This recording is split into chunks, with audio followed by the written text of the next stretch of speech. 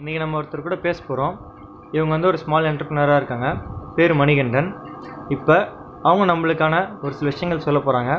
இங்கே எக்ஸாம்ஸ் படிக்கிறவங்களா இருந்தாலும் சரி, வேலை தேடிட்டு இருக்கவங்களா இருந்தாலும் சரி. ஸோ ஃபஸ்ட்டு நம்ம எல்லாருமே என்ன யோசிப்போம்? வாழ்க்கையை பற்றி தானே யோசிப்போம். ஸோ இப்போ நம்ம அண்ணன் வாழ்க்கையை பற்றி ஒரு சில விஷயம் நம்மகிட்ட ஷேர் பண்ணிக்க போகிறாங்க. ஸோ பார்ப்போம். சொல்லுங்கள். இந்த வீடியோ பார்த்துட்டு இருக்கிற அனைவருக்கும் எனது முதல் கண் வணக்கத்தை தெரிவிச்சுக்கிறேன். இப்போது நம்ம நிறைய பேரை நம்ம சந்திச்சிருக்கோம், பேசியிருக்கோம், பழகியிருக்கோம். ஏன்னா நம்மளும் சில விஷயங்களை அனுபவப்பட்டு இருக்கோம். நிறைய பேர் சொல்கிற இப்போது யங்ஸ்டர்ஸ் சொல்கிற ஒரு விஷயம் என்னன்னு கேட்டிங்கன்னா, எனக்கு எதுவுமே தெரிய மாட்டேங்குது, எனக்கு எதுவும் வரல, எனக்கு என்ன ஃப்யூச்சர் என்னன்னு கேட்டால் ஃப்யூச்சர் என்ன பண்ண போகிறீங்க அப்படின்லாம் கேட்டால் நிறைய பேருடைய பதில் வந்து ஒரு பெரிய கேள்விக்குறியாகவே தான் இருக்குது. ஏன்னா முன்னெல்லாம் வந்து பார்த்திங்கன்னா ஒரு படிச்சுட்டாங்கன்னா ஒரு எஸ்எஸ்எல்சி படித்தாலே அப்போல்லாம் வந்து ஒரு பெரிய விஷயமா கருதுனாங்க. அதுக்கப்புறம் வந்து பார்த்திங்கன்னா +2 முடித்தாங்கன்னா அது ஒரு பெரிய விஷயமா கருதுறாங்க. அதுக்கப்புறம் டிகிரி முடித்தாங்கன்னா அதையும் ஒரு பெரிய விஷயமா கருதுறாங்க. இன்றைக்கி எல்லாருமே வந்து பார்த்திங்கன்னா டிகிரி முடிச்சிருக்காங்க, டிப்ளமோ முடிச்சிருக்காங்க. எல்லாமே வந்து ஓரளவுக்கு நம்ம வந்து ஸ்டடீஸில் வந்து நம்ம ஓரளவு ஸ்டடி ஆகிட்டோம். பட் ஆனால் ஃப்யூச்சர்னு வரக்குள்ள நிறைய பேருக்கு வந்து ஒரு கேள்விக்குறியாகவே தான் இருக்குது. இதுக்கு என்ன காரணம்? ஏன் வந்து இந்த மாதிரியான ஒரு யங்ஸ்டர்ஸுக்குள்ளே ஒரு மனசுக்குள்ளே இந்த மாதிரியான ஒரு தாழ்ப்புணர்ச்சி, இந்த மாதிரியான ஒரு கிரியேட்டிவிட்டி ஐடியா இல்லாமல் இருக்கிறதுக்கு என்ன காரணம் அப்படின்னா, ஸோ அவங்களுடைய பேசிக் தாங்க காரணம். இந்த பேசிக்ன்றது எதுன்னு கேட்டிங்கன்னா அவங்களுடைய டீச்சிங். ஒரு ஆசிரியர் அப்படின்னு எடுத்துக்கிட்டிங்கன்னா ஒரு மாணவர்களுக்கும் ஒரு தனித்தனி ஒரு கவனத்தை செலுத்துவாங்க. ஸோ அதே மாதிரி வந்து பார்த்திங்கன்னா நம்மள நிறைய ஆசிரியர்கள் நமக்கு எடுத்து சொல்லியிருப்பாங்க சில விஷயம். சரி இப்படி பண்ணுறா, அப்படி செய்டான்னு. சில ஆசிரியர்கள் வாங்க வருவாங்க, அவங்க கிளாஸ் எடுப்பாங்க, அவங்களே போயிடுவாங்க அப்படிங்கிற மாதிரியான ஒரு கான்செப்ட் தான் இருக்குது. ஸோ இதுக்கெல்லாம் என்ன ஒரு காரணம் இருக்குன்னு கேட்டிங்கன்னா, ஒரு மனிதனுக்குள்ளேயும் ஒரு தனி திறமை ஒளிஞ்சிருக்கு. அதுதான் இதில் வந்து நம்ம சொல்ல வேண்டிய விஷயம். சில விஷயம் பார்த்திங்கன்னா சில பசங்க ஸ்கூல் படிக்குள்ள ஸ்போர்ட்ஸில் இன்ட்ரெஸ்ட்டாக இருப்பாங்க, ஆனால் வந்து ஸ்டடீஸில் ஸ்லோவாக இருப்பாங்க. சில பசங்க பாருங்கள் எக்ஸ்ட்ரா கரிக்குலர் ஆக்டிவிட்டீஸ், இந்த ஷோ, ஸ்டேஜ் ப்ரோக்ராம், டான்ஸ், இந்த மாதிரி விஷயத்தில் ரொம்ப இன்ட்ரெஸ்ட்டாக இருப்பாங்க, ஸ்டடீஸில் ஸ்லோவாக இருப்பாங்க. பட் சில பேர் பார்த்திங்கன்னா ஸ்டடீஸில் ரொம்ப கான்ஃபிடென்ட்டாக இருப்பாங்க, பட் எந்த விஷயமே இன்வால்வ் ஆகாமல் இருப்பாங்க.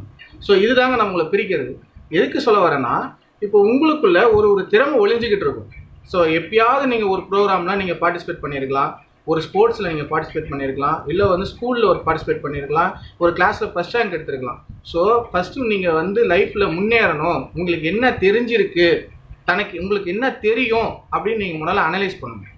ஸோ நீங்கள் ஏதாவது ஒரு விஷயத்தில் கிளாப் வாங்கியிருந்தீங்கன்னா கண்டிப்பாக அந்த விஷயத்தில் நீங்கள் சக்ஸஸ்ஃபுல் பீப்புள். ஸோ உதாரணத்துக்கு பார்த்தீங்கன்னா ஃபஸ்ட் ரேங்க் எடுத்திருந்தீங்கன்னா கண்டிப்பாக உங்களுக்கு நாலேஜ் ஜாஸ்தி. ஸோ உங்களுக்கு நிறைய கிளாப்ஸ் கிடச்சிடும்.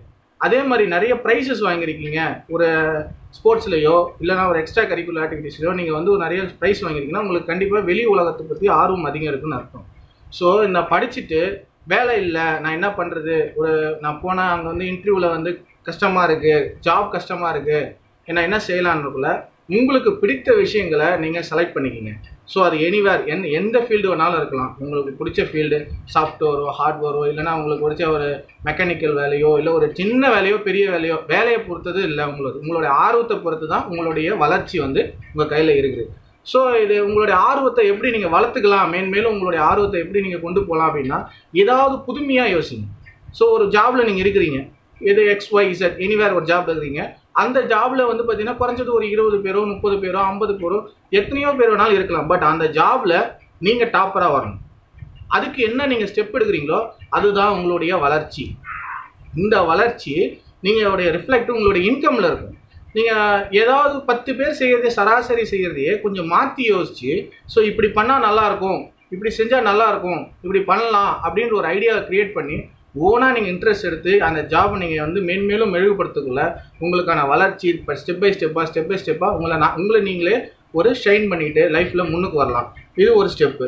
இல்லை நீங்கள் படிச்சுட்டீங்க, ஒரு அளவுக்கு நாலேஜ் வந்துருச்சு, பட் ஆனால் எதுவுமே தெரியல, பிளாங்காக இருக்கிறீங்க, உங்ககிட்ட எந்த ஒரு ஐடியாஸும் இல்லை, எந்த ஒரு ஆப்பர்ச்சுனிட்டிஸ் வந்தாலும் அதை நமக்கு சரியாக பயன்படுத்திக்க முடியல, இந்த மாதிரி சுச்சுவேஷன் இருக்குல்ல. ஸோ உங்களுடைய ஃப்ரெண்ட்ஸ் சர்க்கிளில் நீங்கள் கான்டாக்ட் பண்ணுங்கள். உங்களுடைய க்ளோஸ் ஃப்ரெண்ட்ஸு, உங்களை நீங்கள் நம்புறவங்க, அவங்கக்கிட்ட உங்களுடைய பர்சனல் இஷ்யூஸை சொல்லுங்கள். கண்டிப்பாக அங்கே ஒரு சஜஷன் கிடைக்கும்.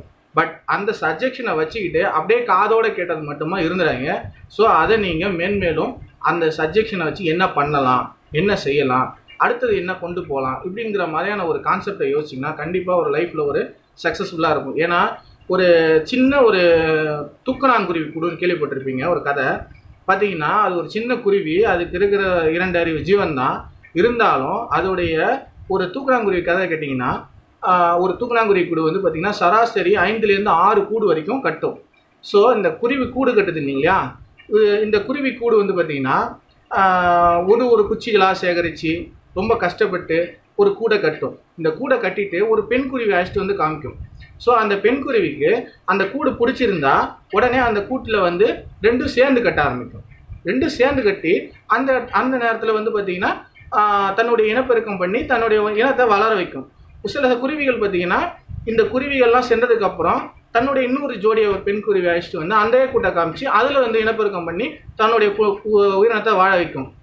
எதுக்கு இதை சொல்ல வரேன்னா, ஒரு விஷயத்துக்கும் ஒரு திறமை, ஆப்பர்ச்சுனிட்டிஸ் இந்த உலகத்தில் நிறையவே இருக்குது. ஸோ உங்களுடைய வாய்ப்புகளை தேடாதீங்க, வாய்ப்புகளை உருவாக்குங்க.